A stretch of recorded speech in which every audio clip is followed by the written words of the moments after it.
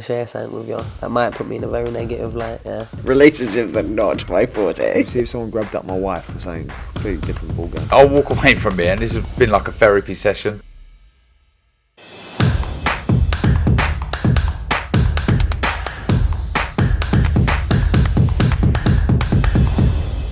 Razavani for IFL TV, proudly sponsored by Everlast. Finally, it's press conference day for the ladies in a historic event, Saturday night O2 Shields. Marshall with me, Matthew, Macklin. Matt, firstly, how are we doing?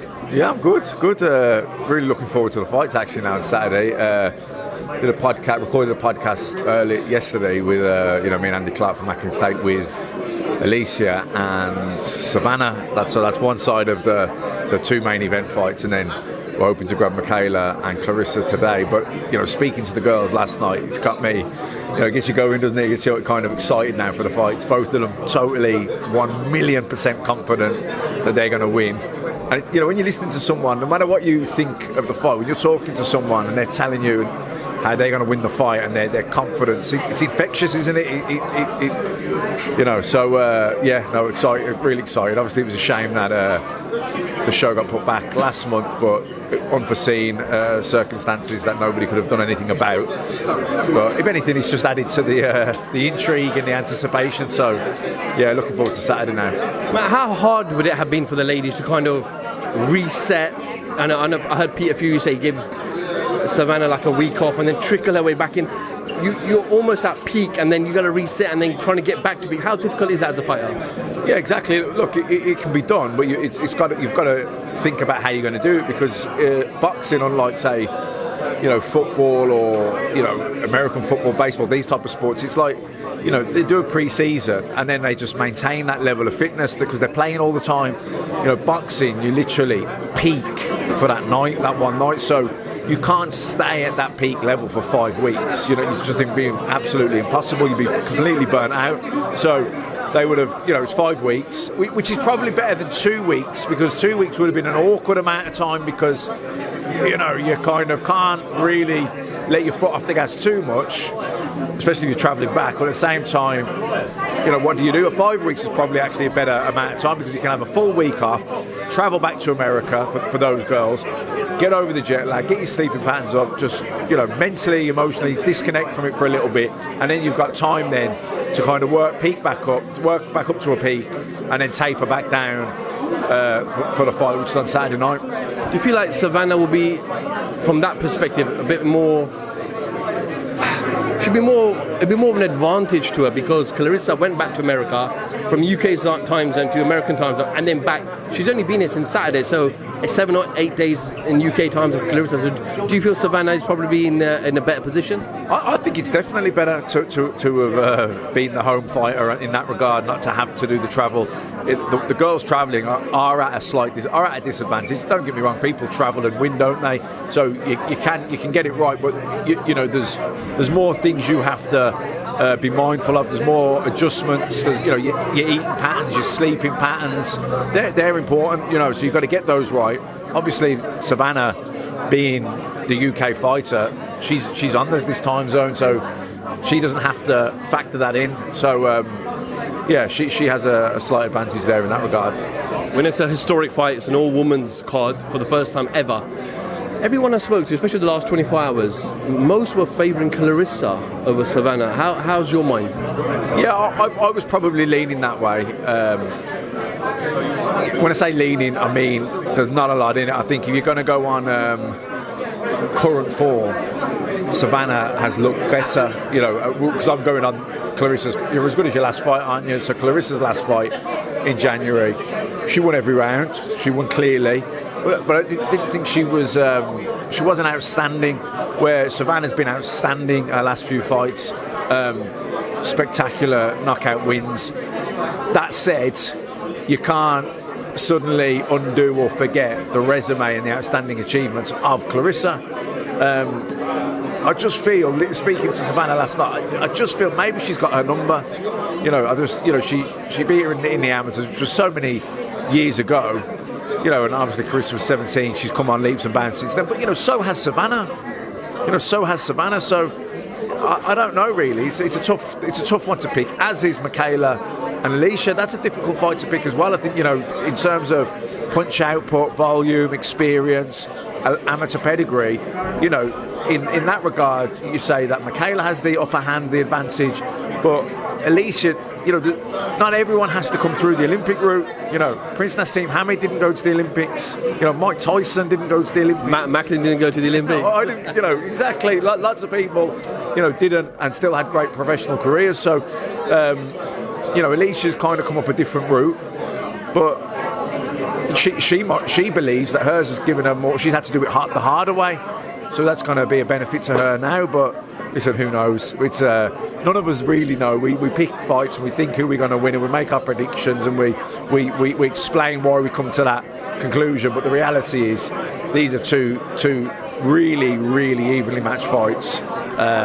All the girls are in the peak of their careers, and I think it's going to be a fantastic event. Do you feel, or do you think that Michaela and Lisa could steal the show? Wouldn't shock me. Yeah, I think the co-feature could be every bit as good, if not better, than the main event. Well, we look forward to a historic night of boxing on Saturday night. Matt, just on some other matters outside of boxing, we saw 4 weeks ago this show got cancelled. A lot of fighters lost out. Obviously, they don't get paid if they don't fight. Costing, running costs, camps, training camps, sparring, etc. We saw a similar event last week, Conor Ben and Chris Eubank Jr. I just want to touch on first, is it difficult for the promoter to financially support fighters in those circumstances? Well, look, everyone's lost out, haven't they? I mean, this show that got postponed a month ago, that's one of those things that nobody could have done anything about. There's no blame there on anybody. It was just, no one's seen that coming. And nothing could have been done about it, and it was the right thing to do, I guess. Initially I thought maybe they could have gone on with the show and then gone into mourning the week after, because the following weekend was going to be the funeral, etc. But the decision was from way above.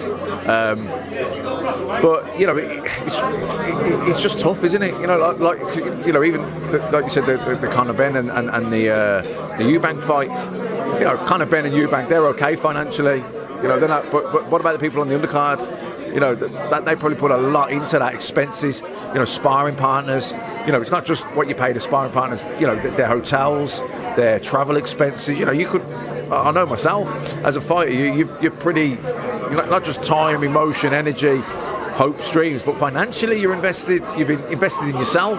Their expenses, you incur them. So, physios, it could be, you'd be well into the thousands.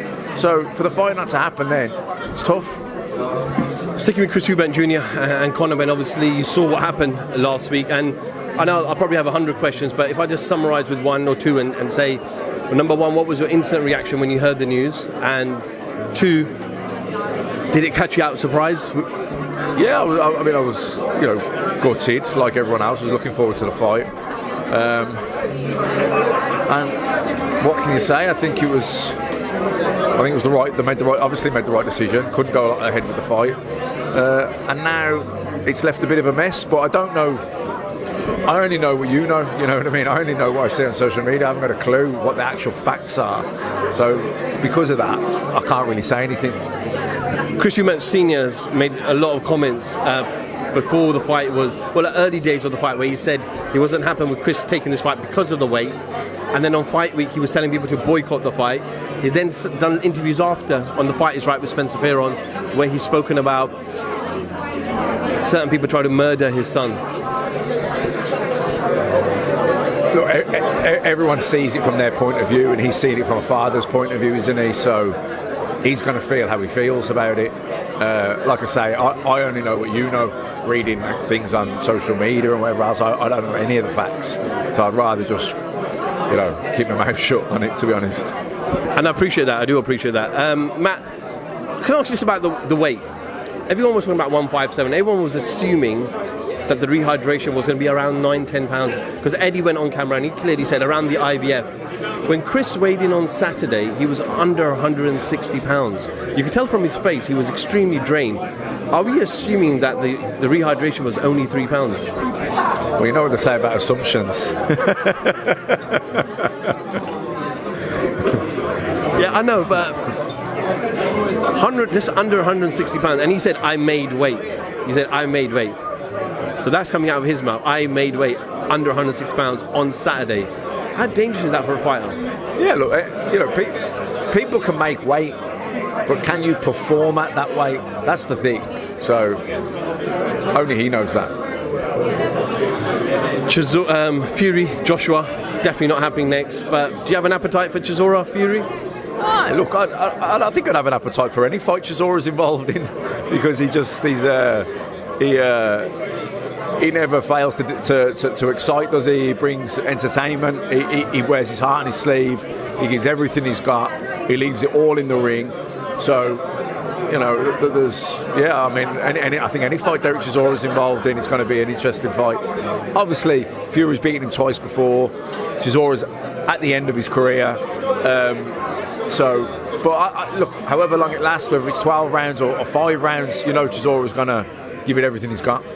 I mean, on social media, everyone was a bit upset when we heard Chisora's name because, like you said, Fury beat him convincingly twice, and there are other names out there. Andy Ruiz's, Joe Joyce on the same stable. Joe Joyce said he'll have that fight, but not the 3rd of December. So, is it tough to criticise Fury in that situation, or being the world champion, the lineal champion, he should be fighting better opposition? Well, he should be fighting the best opposition available. He can't. If people don't want to fight him or they've already got a fight or whatever, it's better to stay active and to be busy and stay sharp than not fight. And Chisora, he's coming off a win against Pulev. He had a good fight with Parker as well. Listen, it weren't that long ago he gave Usyk all he wanted. So it's easy to diminish Chisora. I know Fury's beaten him twice, but I don't know. I think it's better for Fury to fight and stay active and stay sharp than not fight. Matt, appreciate your time. Obviously, I know we have spoken off camera, but congratulations on. I know you put on your social post now as well on fatherhood nearly approaching you. So another big momentum coming up in your life. Yeah, no, exactly. 40 years old now, so I left it late, but we're getting there. Absolutely. Well, yep. We'll catch up with you obviously on Saturday night. Matt Macklin, IFL TV. Thank you very much.